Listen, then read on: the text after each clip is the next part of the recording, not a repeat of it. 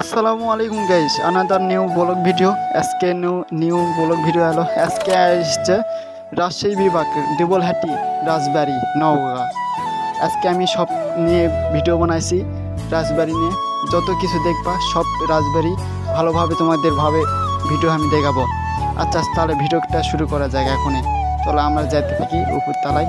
উপরতলা কী রকমই আছে সেটা আমি ভালোভাবে দেখাবো আর তোমাদের মাঝে। আর ধীরে ধীরে উঠতে হবে, আর ভয় পেলে হবে না ভাই। অনেক পুরনো বাড়ি তো, অনেক আমলকার রাজা বাসার আগেকার। এটা ভালোভাবে দেখবো। দেবলহাটি রাজবাড়ি, যার অবস্থা নওগাঁ সদর থেকে 6 কিলোমিটার। আর জমিদার রাজ সত্তর এই বাড়িতে অনেক আগেকার পুরনো দেবলহাটি জমিদার বংশের প্রতিষ্ঠান এটা।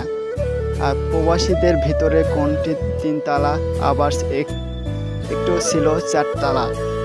আমরা দেবলহাটি প্রবাসীদের জ্বরে 3% বাড়ি আছে, 3% বাড়ি।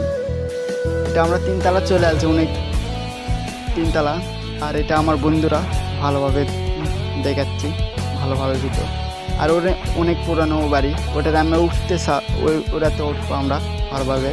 রাজপ্রবাসে সামনে সমান ভাই, আমি বেশি পড়াতে পারছি না, তোমরা ভালোভাবে করে দেখবা। কিন্তু এখন তার যশন আর নেই ভাই। ওটা এখন আমি নিচে আনছি, নিচে কেমন উপরে।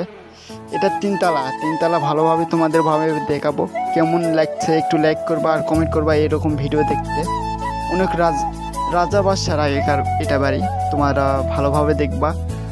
ভিডিও পছন্দ হলে এরকম আরও অনেক ব্লগ ভিডিও নিয়ে আসবো তোমাদের মাঝে। এটা হলো নওগাঁ সদর, নওগাঁ জেলার মধ্যে ভিডিওটা বানাইছি।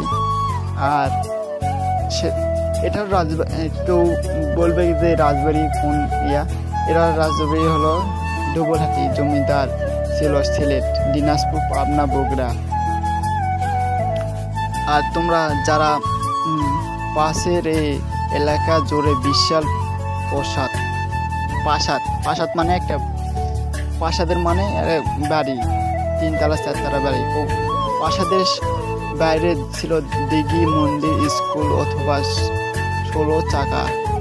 এটা হলো মনে করি এর থেকে আর মনে করো 5-6 কিলোমিটার পরে মনে করো আমাদের হাসাগারি বিল। এই হাসাগারি বিলও আমি দেখাবো তোমাদের মাঝে ভালোভাবে। আমি পড়তে পারছি না, তোমরা ভালোভাবে স্কুপ করতে পড়বা, সমস্যা নাই। রাজবংশের স্মৃতিগ্রন্থ থেকে যার বিশাল সুন্দর অষ্টলিকা দেবলহাটি নওগাঁ। আসসালামু আলাইকুম, সবাই ভালো থাকেন।